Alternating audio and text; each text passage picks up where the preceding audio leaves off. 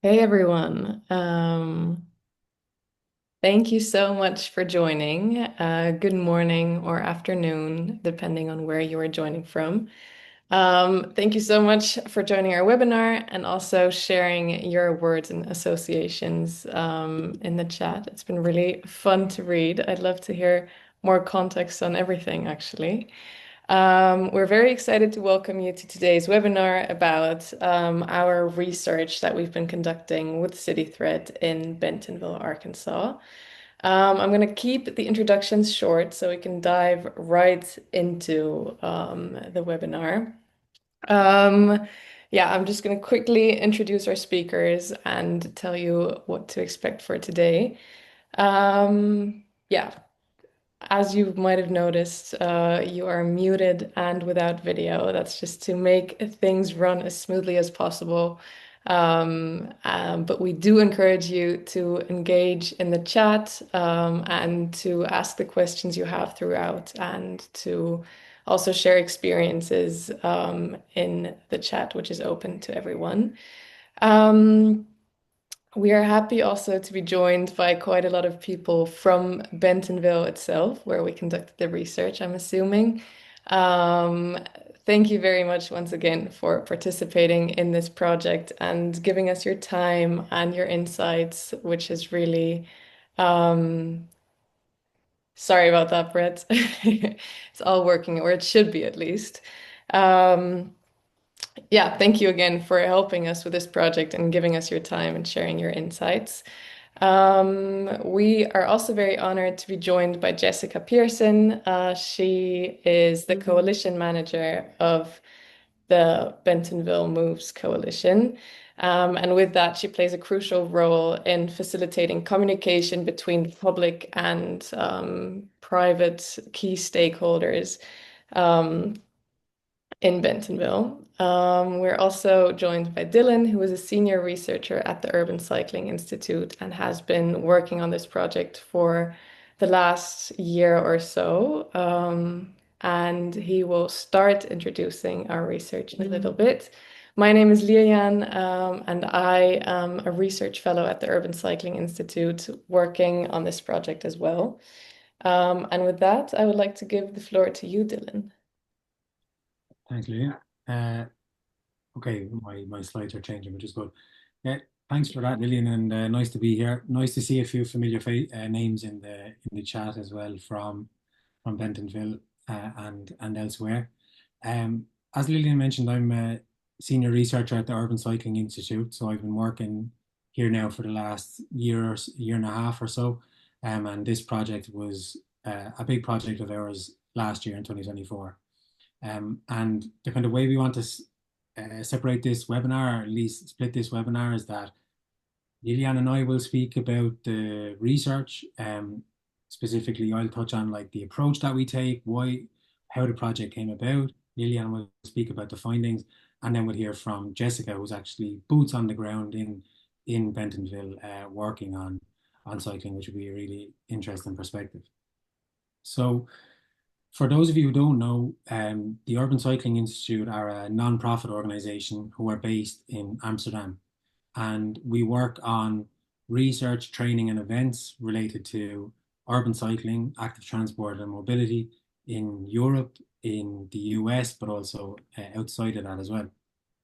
And a big part of our work is actually like helping working with cities and building the capacity of cities to promote and develop cycling policy, cycling infrastructure, or just general kind of cycling culture.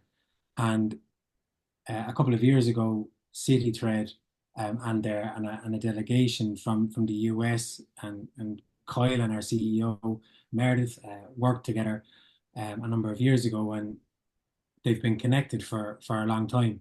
But who CityThread are and what they do is that they're a US based nonprofit, and they work with cities to kind of help accelerate the development of cycling in these cities, whether it's through capacity building, development of policy, or elsewhere. And CityThread were interested in putting kind of a scientific lens on the work that they did, and we developed a collaboration with the urban. They developed a collaboration with us that the Urban Cycling Institute to do that. Um, and Lillian and I kind of formulated a methodology that we implemented last year using a kind of case study approach, a comparison case study approach, where we put Bentonville at the core of this research project. So, as I said, I'll touch a little bit on the methods and what we did, and then later on we'll hear about some of the results. So, for those of you who might not be aware of Bentonville, Bentonville is a small town in in Northwest Arkansas with about 58 or 60,000 population. And it's the home of Walmart. The founding family of Walmart are based there. There's a huge population of, or a majority of the population work there, a big chunk of the population. And there is a fantastic cycling culture there, from mountain biking, recreationally at least. But in 2021, the first citywide bike and pedestrian policy or plan was implemented, kind of signifying the city's interest to expand the infrastructure, the mobility side of things and the transport side of things as it relates to cycling. And City Tread kind of began working there in 2022, which also came with the establishment of the Bentonville Moves Coalition, which we'll hear about in a couple of minutes. And yeah, the Bentonville Moves Coalition is the kind of is a community-led coalition that helps develop cycling in Bentonville. Excuse me, and I won't go into too much detail because Jessica will do a way better job than I will. So because we were working with City Tread, and this is kind of a pragmatic research project, and that we're working with a number of different actors and stakeholders, we kind of had our aims as researchers and as a research institute, but also there was aims from the practice side of things. And I think what the research project tried to do was to try and understand the processes that helped shape capacity for cycling development and promotion in Bentonville. And kind of as a byproduct, or at least what we were trying to do and influence in practice, was to help understand the effectiveness of City Tread's approach and City Tread's work, using Bentonville as the case. So to do that, we kind of had a mixed methods approach. And as I said, it was a year-long project or so that was happening in the real world. So we kind of had to keep it pragmatic in terms of the methods that we chose. And a big chunk of the work that we did initially, well, I'd say Lillian did initially, she led this work and did a Trojan amount of work, was a lot of it was desk research at the beginning to try to understand the political, social, governance context of both Bentonville, who, as we said, was kind of our core interest, but also of Petaluma, another similar size city that has also worked with City Tread in a different state. And to kind of to coincide with that, there was interviews ran before we got to Bentonville as part of a field visit, and also we spoke to a number of stakeholders while we were there, which was a kind of core element to the research project last year. Lillian and I spent a week. Lillian was there for almost two, in Bentonville on the ground, speaking with people, learning about the context and observing this really interesting cycling culture that is there in Bentonville. So yeah, I suppose as we went to Bentonville, we had a bit of an idea, I suppose, of what Bentonville could look like and feel like based on our interviews and the kind of desk research that we did. But there's no better way, I suppose, to be embedded in it, boots on the ground, and actually uh, do some observations. So we did a lot. We were lucky enough to get some tours from people who I see in the group chat. Brett and Luke helped us explore Bentonville on our first day, which was lovely. Yeah, and we did a lot of observations ourselves, in addition to kind of embedding ourselves in and understanding the political context that drives local capacity in Bentonville for cycling, but also just understanding it from a different perspective beyond the screen and internet searches. We were lucky enough in that when we went, it was actually at a crucial time nationally and politically and nationally. It was a couple of weeks before the national elections. So we were lucky enough to go to the mayoral debate there and Lillian went to a city council meeting. So we kind of did a lot of opportunistic research, I suppose, as well, because these things were going on at the time while we were there, and it helped us learn a lot and shape our understanding of the influencing factors for cycling and for active transportation more generally in Bentonville. One of my favorite parts of the field visit, and I think it was a crucial part for us as researchers, I think, was that we had the opportunity to meet with different stakeholder groups. So we met with a group of brilliant teenagers from the local school. We met with members of the Bentonville Moves Coalition, and we also met with members of the local government to kind of develop.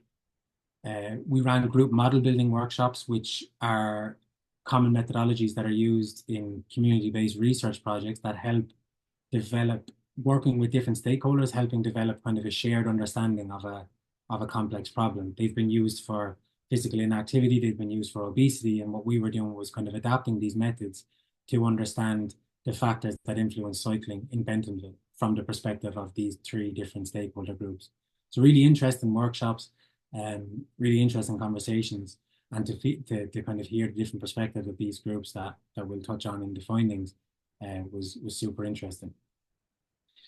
I mean, this is kind of an example of something that came from one of the workshops, and I think the point is from why we decided to kind of include these in our methodology was not necessarily to develop these really beautiful diagrams that you can see here on the screen, but more so the process of having a holistic conversation around cycling, the factors that influence cycling, um, and to compare those amongst the different groups. So, as I said, we kind of had a mixed bag in terms of methods. Some done before we arrived in Bentonville last October, some done while we were there. But Lillian will help kind of synthesize and present some of the findings that we have. So I'll pass over to Lillian.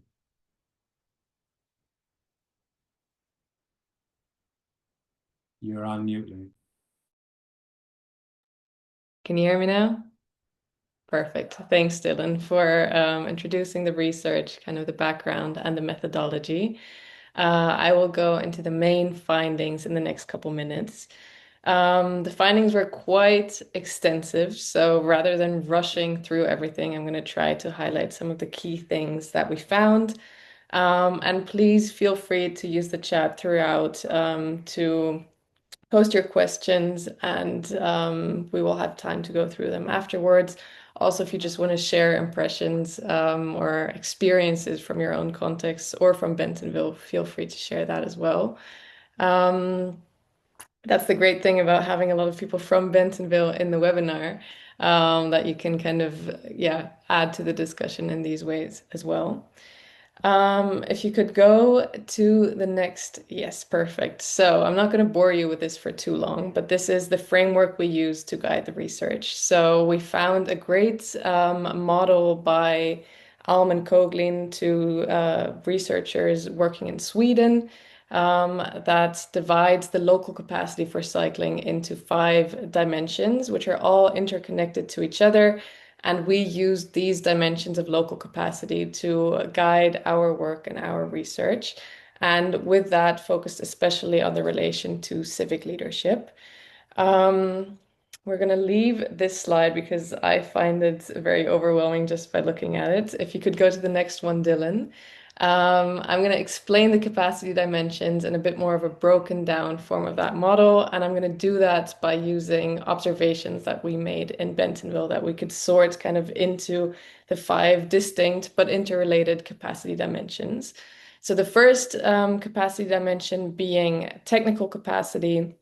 Here, one observation from Bentonville was that Bentonville has 2 decades of mountain biking history or recreational cycling history. So their bike trail planning is kind of at a very high standard.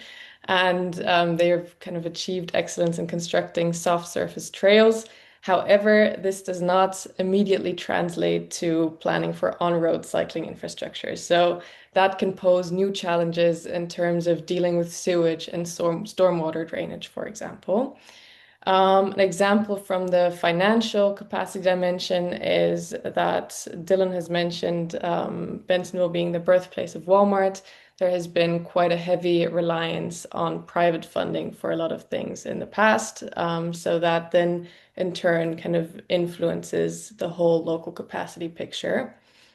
The political capacity deals with, for example, deeply ingrained card norms, which can make cycling planning challenging or alternative mobility planning challenging. And here, a mindset shift seems very necessary. In Bentonville at the moment, there's a lot of commitment from cycling planners and elected leaders, which then shows in the local capacity for cycling. The institutional capacity, one observation is, and this is also reflected in the quote on this slide, that there's a need for a unified direction from a higher level, whether federal or state, to kind of provide consistent standards and guidance to approach cycling infrastructure development in an efficient way. And then lastly, the social capacity. What we observed in Bentonville was that community engagement was very high or is very high. Um, yeah, we're gonna run some polls and quizzes throughout, so feel free to respond to this as well. Now that I've described most of the capacity dimensions, which ones do you feel need most attention in your community? Um, Back to the social capacity dimension, community engagement is very high in Bentonville. There is a diverse nonprofit and local business landscape. Children are seen as an important factor in achieving cycling transitions, and there is a lot of engagements also with schools. And overall, what we saw is that the different capacity dimensions really are very interrelated and that they could be reorganized a bit. Dylan, if you could go to the next slide. This is a very messy kind of drawing. If you could go to the next one right away. The institutional and political capacity, which are really about kind of guidance from or directed vision guidance, departmental, interdepartmental collaboration, political capacity, that these two are, yeah, a bit the tone setting capacity dimensions, which determine the technical and financial capacity that is available in a city or in a community. And then the social capacity seems to have more of a influence on kind of the tone setting institutional and political capacity, shaping what the citizens and civic leaders in a community want and expect from cycling planning in their context. Um, and then taking it, if we could move to the next slide, to a bit more, or looking at it from a bit more of an analytical perspective, we also tried to investigate which factors influence the local capacities. So what I just mentioned. Here we took a temporal perspective on the origins of cycling in Bentonville and then looked at factors resulting from that. If you could move to the next slide, Dylan. Um, Yes, thank you. So what a lot of interviews and conversations with people revealed is that cycling in Bentonville started around 2 decades ago as kind of efforts into talent recruitment, with Walmart trying to attract and retain talent to stay in Bentonville. And then that slowly developed more and more also into destination management, with kind of the city also providing and telling the narrative of Bentonville turning into a cycling destination with loads of mountain bike trails and yeah, and the opportunities the city and the area kind of offer. And then slowly over the years, sport to like the transformation from sport to transport slowly happened, with cycling also being viewed more and more as in transportation alternative. And that was then also in turn again influenced by Walmart corporate culture, with encouraging programs to encourage commuting to work, etc. And then over the years, it's just been posted in the chat as well. There's been quite a steep population growth in Bentonville, with a lot of people moving into the city, bringing their commuting habits into the city. and the establishment of Bentonville Moves, which we're going to hear more about later, and kind of the growth of the move from purely recreational cycling to also transportation cycling. And then if you could move to the next slide. Three factors resulting kind of from this that influence local capacity for cycling are the ones on the slide right now. I'm going to focus on the one in the middle, the recreation focus, because I feel like that exemplifies quite a lot of the things that have been said and that we talk to people about in different interviews, focus groups, etc. Maybe, yeah, over the years, quite a strong recreation focus has evolved in Bentonville around cycling, and this has influence on all the different capacity dimensions I mentioned earlier.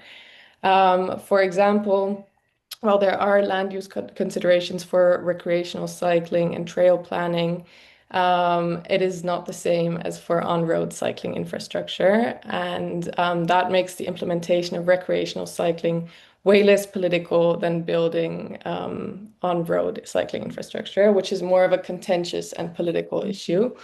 So the impact of recreational cycling on political capacity has been limited as it does not question kind of or it does not address questions about public space and the use and division of public space. And with that, it also does not challenge car norms, which really often determine the transportation planning in the United States and in a lot of other places.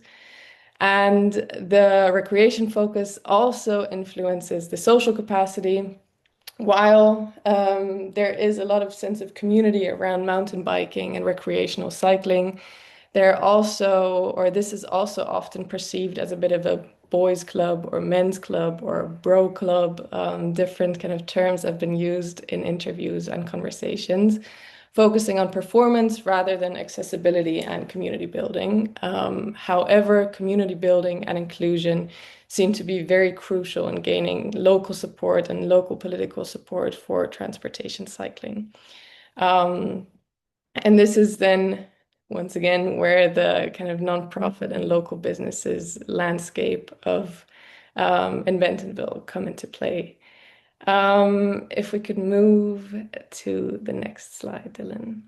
Yeah, that was one of the kind of focuses of the research as well, how the nonprofit work influences civic leadership for cycling in Bentonville. And here we identified four main ways in which, especially the Bentonville Moves Coalition works, or which positive impacts the coalition has.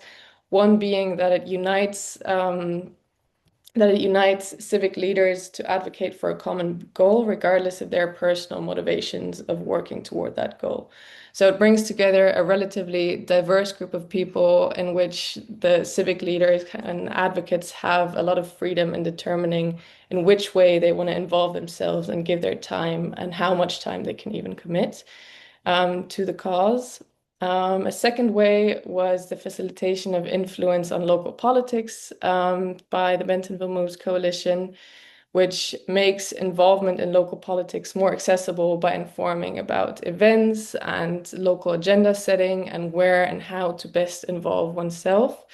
And also from the city's side, this was perceived in a way that the Bentonville Moves Coalition really helped and was a useful effort to strategically take over communications between the city and the citizens and yeah, regarding active commuting especially. And then I'll skip to the fourth one on the slide. A big role that cycling and moving away from car-focused infrastructure, or a big motivating force, was family for a lot of people we spoke to, and the prospect of having one's children having a future in which they can make mobility choices rather freely, and experience a high quality of life in the place that they live. So this being a big motivator, education also played a role, where education from early on was often highlighted as kind of a key ingredient in making transitions to more cycling or focus or non-car focused mobility. And then all in all, this really helped in the shift from recreation to transportation for cycling, or for how cycling is viewed in Bentonville, and at the same time really helped empower civic leaders. So, yeah, overall, I would say that the research really showed that local capacity plays a very important role in the implementation of cycling infrastructure and achieving network connectivity. And this in Bentonville is really, or has really been influenced by the history and character of the present, but also past cycling culture and cycling infrastructure. And if you could move to the next slide, Dylan, the role that City Thread has really played in influencing Bentonville is building local capacity by, first of all, leveraging municipal resources rather than relying on outsourced expertise. So really, rather than kind of adding a new puzzle piece to the mix, trying to focus on making connections between the already existing pieces that maybe have a lot of quality in themselves, but sometimes need a little help or push to work together better or fit together better. Also, yeah, kind of also resulting from that, helping or City Thread has helped to build local capacity by improving the collaboration between different departments and stakeholders. And the Bentonville Moves Coalition has positively influenced social capacity, especially, which then in turn, of course, influences institutional and political capacity, and has helped translate momentum among citizens into local political action. So to really group what's already there and bring voices and people together. Yeah, thank you so much. I would like to, Dylan, are you able to show the results of the poll that you had open throughout the presentation? I think that would be an interesting one to see. Can you see that now? No? I'd be very curious to hear where people feel like kind of most. Oh, it's very balanced. Um, yeah, thank you so much for participating in that. I think we have time to answer one question to either Dylan or me, and then we'd love to pass it on to you, Jessica. Um, let me see. There is a question by Felix whether the methodology of capacities is adopted from Alman Coghlan is an interpretation of Deleuze et al. So the 2002 capacity methodology was used in the North American context, and then Alman Coghlan for an issue related to groundwater, I believe, but I'm gonna look that up. And then that was adopted to cycling in the European context by Alman Coghlan, and then we used that to apply it kind of back to the North American context, but for cycling. Mm, I will also share the link to the original article about the capacity model because I see there's also a question about that. And then, Dylan, are there any other questions you feel like we should highlight right now? Um, I just see one for Christina that came in when I was talking. Thanks, Christina, for the question about clarifying the capacity building method that we used. I wouldn't say that our methodology was actually trying to build capacity in Bentonville as Lillian kind of discussed. It was more so to study what was going on there already. So I think a lot of the capacity building that is happening in Bentonville has been result of like City Tread's work and also the history that Lillian outlined. But maybe what I'll do is I'll share some of the links for City Tread's work and what they do in the chat so you can maybe take a look more closely about what type of capacity building they do. But maybe what I'll do is just to move on with the presentation. For now, I'll stop sharing my screen and then Jessica, you can share yours. Sounds good. And thank you so much for all the additions in the chat also about kind of groups and Bentonville facts. Really appreciate that.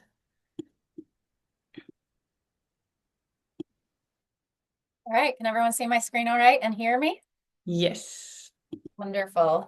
So thank you, Dylan and Lillian, for the opportunity to contribute to this webinar and share more about specifically the coalition's work in helping to build our local social capacity and cycling culture. Bentonville Moves is a active mobility coalition, and our mission is to make the city of Bentonville the safest and most connected city for the people who drive, walk, and ride their bikes. So important differentiation here. We are not a cycling coalition or advocacy group. We're an infrastructure advocacy group. So we are working with stakeholders and local government to provide safe, reliable networks for our community to navigate our city on a bike or in a car or by foot. So very inclusive there. Dylan, you mentioned, or Lillian, one of the two of you mentioned in your presentation that a key strategy of City Thread and the coalition is to work with the city across departments. So every 2 weeks, I meet with the leaders of the Department of Transportation, Bentonville Parks and Recreation, sometimes with our funders. We'll join in that conversation, and trailblazers and other local advocacy and construction management groups contribute to that as well. It's really important to bring these groups together because active mobility infrastructure falls between different departments. If it is a greenway trail, that's considered a linear park and falls under the purview of Parks Department. If it is a trail that runs parallel to our roadways, then that is considered a shared use path, and that falls under the purview of the Department of Transportation. And oftentimes those will intersect. And so working between city departments, making sure everyone is on the same page and has the common goal of pushing these projects further forward is really essential to our work here in Bentonville. Who we are. We have about 1,000 members. Roughly 100 of those are really active and involved in our subcommittees. And we have 4 different subcommittees: activations, business and nonprofits, schools and neighborhoods, and connect and engage. So the activation committee helps us celebrate when new infrastructure is put in place. So we'll host ribbon cuttings and groundbreakings, invite the Chamber of Commerce, the city leaders, and everyone can celebrate that development together and the progress of that development from start to finish. Our business and nonprofits subcommittee really involves our local businesses and nonprofits in advocating for more mobility infrastructure. Lillian mentioned family is, really a unifying, a common goal is safety for family on bikes and on foot here in Bentonville. And so we've really engaged intentionally at the school level. We host Bike to School Week, which I'll tell you here about in a bit, and also work with the city of Bentonville's Great Neighborhoods program to make our neighborhoods events more bike ped friendly. And then the Connect and Engage subcommittee is really important because once that infrastructure is in place, how do we connect the community to that infrastructure, teach them how to use it, engage them with that infrastructure, make it familiar and comfortable, therefore increasing the usage of the infrastructure once it's in place. So here's an example of some of the activations we do. This was Southwest Gator Road. This was a side path trail. There's a photo of that. It's about 0.5 miles, 3 lanes for vehicles and bus transit, green space, 5-foot sidewalk on one side, 12-foot shared use path on the other side. And this is part of a broader Southwest Trail loop. So this is just an example of how we as a coalition show up and activate. Anywhere from 50 to 100 coalition and community members will gather with the departments at the city that were involved in this project, the consulting engineers and contractors, and then our elected officials like our city council members are also showing up. And that just is a real feel-good moment for everyone to see that, yes, this is something that our community values and wants. And that just reinforces that politically to our elected officials that when there is an opportunity to make a decision or an investment in active mobility infrastructure, that they feel confident and comfortable that that's what their constituents want. Gateway Park. This one was adjacent to Founders Classical Academy, a school, so we were able to invite students participate. Bentonville Town Tour is a huge supporter of the coalition's work. That's a local religious community, and we found a lot of success in just really broadening our reach beyond your typical cycling advocates. Again, we don't want to be perceived as cycling advocates because we know that our elected officials may or may not feel like that is an accurate representation of their constituents. And so we have coalition members of all ages, all abilities, all backgrounds, coming together to demonstrate that this is something that our community wants.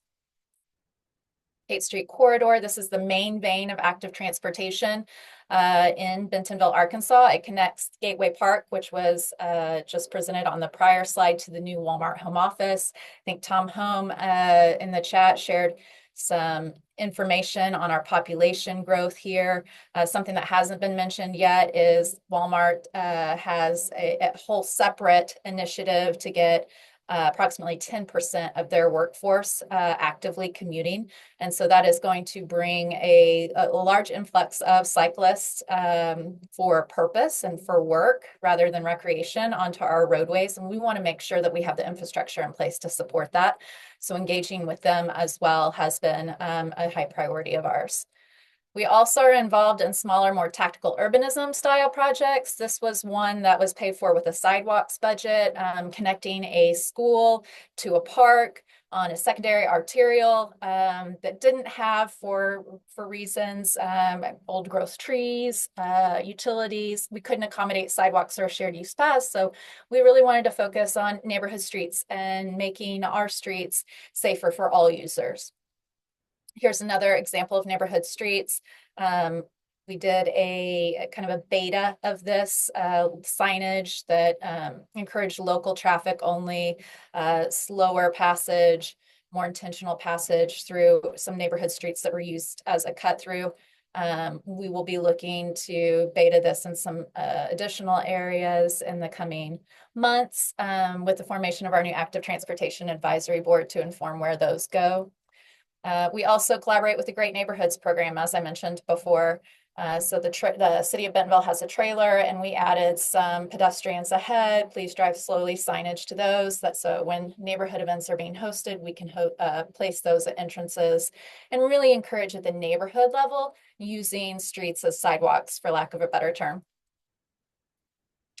We also engage with the community through a mini grant process. These are small 500 to 2,500 grants to fund community groups, civic leaders, and individuals to engage with their community around active mobility at a neighborhood level. So we've funded murals on garages, we've funded community neighborhood bike races, we've funded materials for Bike to School Week. We have 16 schools with over 700 participating students. In our annual Bike to School Weeks, we host those in the spring and the fall. Those are so popular at some schools that that's now a year-round activity. I think some of you may have heard these referred to as bike buses or bike trains. Those are so fun, and there's very little that's more impactful when talking about active mobility than sharing how our kids, our grandkids, our community is using bikes for purpose and recreation here in Bentonville through our schools. We also recently added a bicycle-friendly business workshop to our coalition deliverables. This was really spearheaded by Brett McCormick, who's one of our most active coalition members. And I'm so excited to announce that after our beta workshop this spring, 13 of the 13 applicants that went through our workshop were awarded bicycle-friendly business recognition designation, moving Bentonville into the top 10 cities in the US with most bicycle-friendly businesses. So we're super excited to share that exciting news, and we'll be hosting another workshop this fall, and we have our eyes on number one for that. No pressure, Brett. And then we're really flexible. We've developed such a strong relationship with the city, with the Parks Department, with the Department of Transportation, that we're not just here to, advocate for more mobility. We're here to take care of, or for more infrastructure. We're here to take care of the infrastructure we have. So when a tornado hit our community a year ago this month, we really rallied with local coalition members, community groups, businesses to come together and support the city in their cleanup efforts. And following that, we did a big appreciation lunch for the Parks Department. So this is really about our city staff, our elected officials, and our community coming together and really being in it together and better together. That's been the theme of so many of our panels, but it's really been an incredible development over the past several years to see how we have really come to care for each other and support each other both ways. And then, as I mentioned before, another very active coalition member, Luke Powers, was integral in getting the Active Transportation Advisory formed at the City of Bentonville. This new board is going to ensure that the coalition's work beyond the coalition so that our community's voice continues to be heard, but also directly linked to our elected officials so that that dialogue continues on in years to come. And so that was 10 minutes. Hopefully I got it all in. Happy to take any questions anyone has or hand it back over to Dylan and Lillian. Thank you so much, Jessica, for sharing all of this.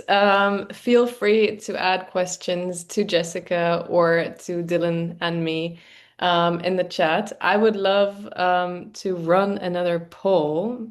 You ended kind of on the Active Transportation Advisory Board, so I would love, kind of related to that, to hear from the audience.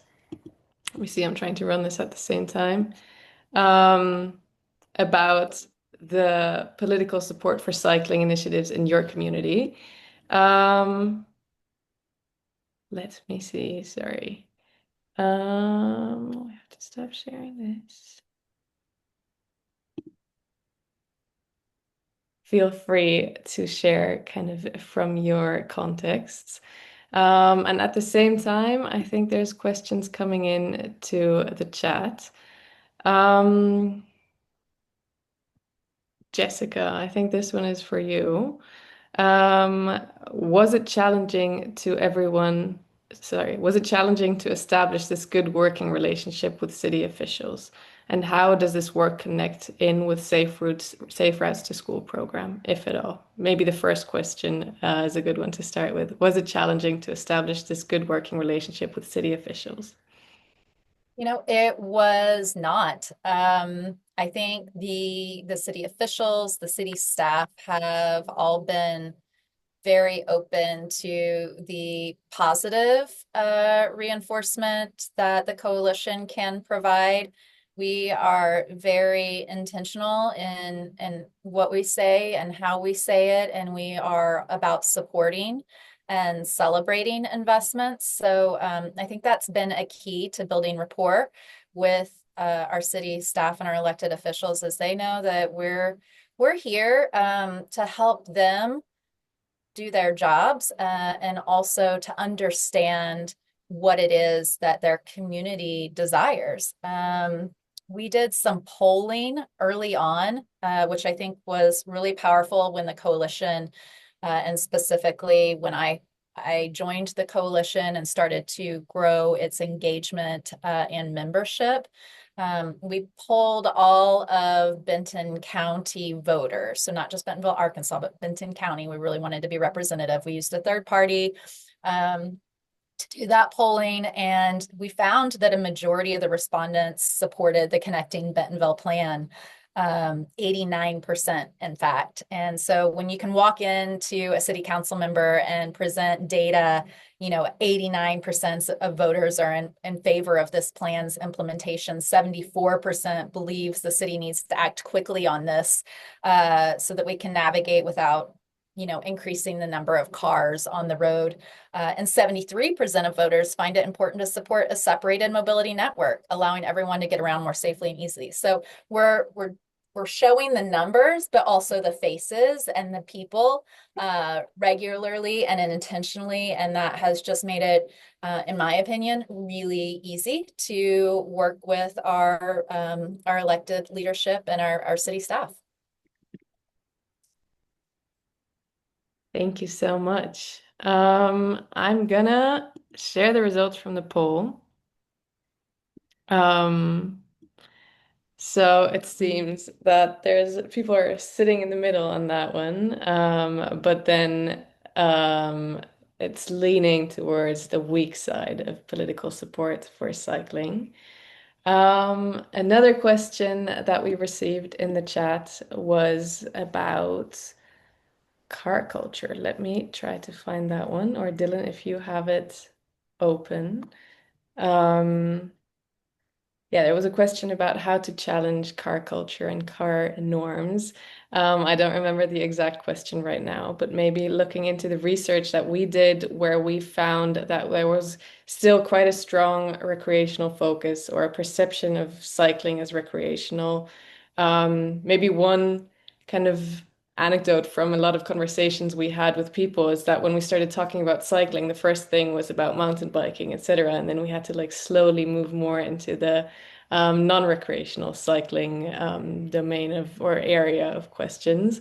Um, and I feel like one way to challenge car culture is to kind of just show that that there is like that cyclists are everywhere. And I feel like that's what a lot of people are actively doing that we encountered in Bentonville, who kind of against the backdrop of these ingrained car norms still show up with their cycles, show up and actively present themselves as a cyclist wearing yeah, often showing also while not being on the bike itself that they are cycling and really making themselves and their voices heard. And I feel like that's a very active way that car culture is challenged in Bentonville.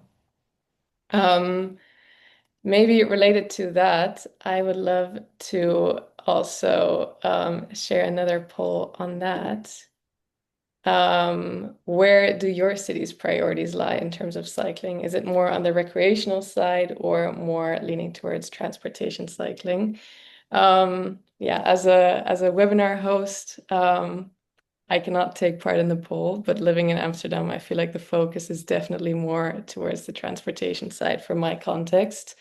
Um, and then maybe another question for you, Jessica. Love Uh, to, if you don't mind, Lily, and I'm monitoring the chat too. I'd love to address the kind of the timeline question because I think that's an important having a shared goal is critical to the success of the coalition's work and City Thread's active mobility playbook.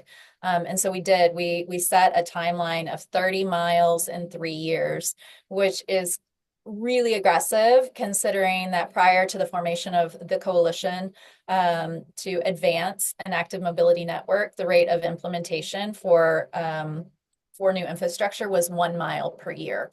So for context, the bike and pedestrian master plan that was developed in 2021 that Dylan and Lily referred to identified 90 miles of new active mobility infrastructure that would complete a safe and reliable network for active transportation in Bentonville. It would have taken us 90 years to get to that.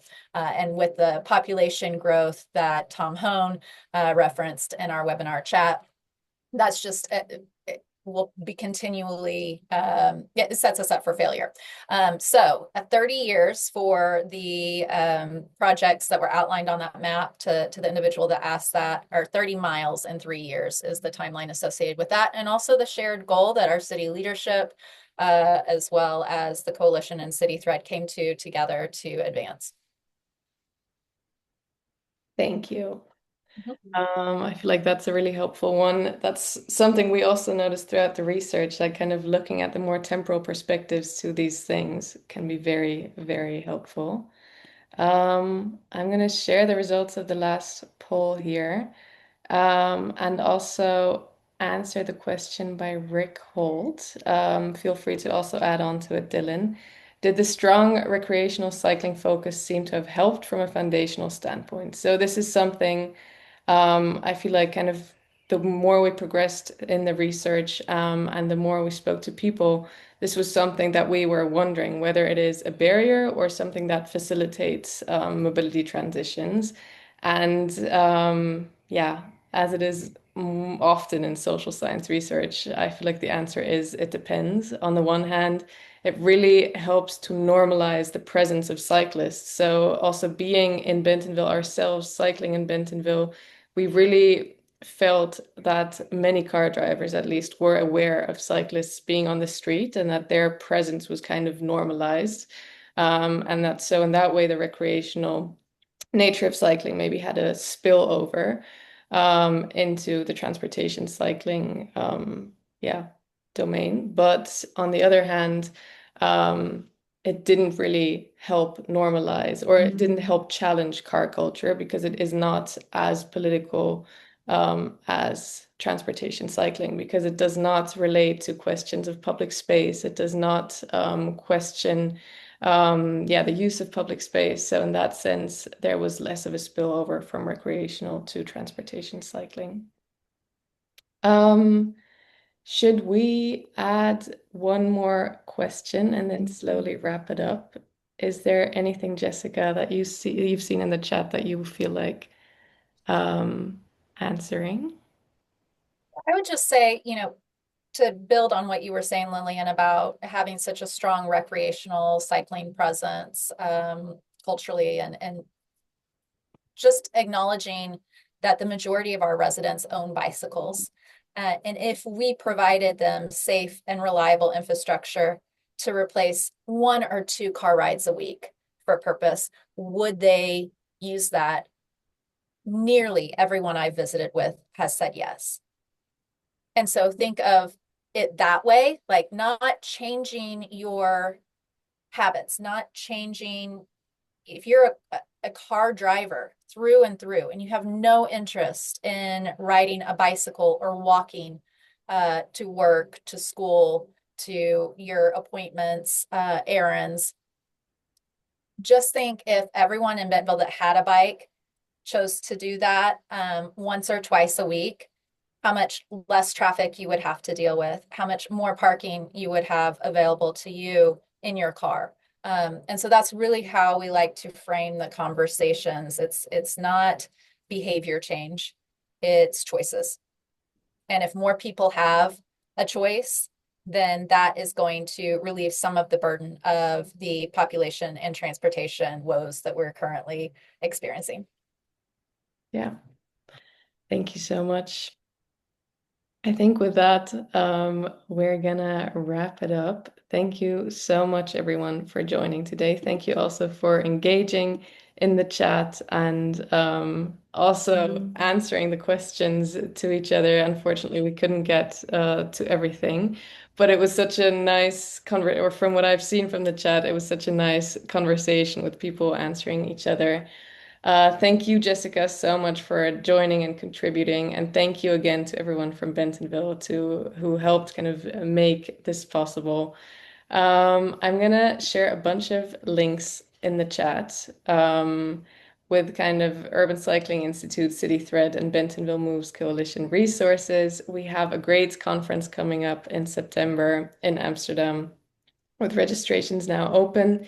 And we have another webinar coming up in June for which registrations are also open for World Bicycle Day, looking at kind of inclusive mobility visions and everything related to that. Thank you all so much. Thank you, Jessica, and I hope you all have a great day. We'll be in touch.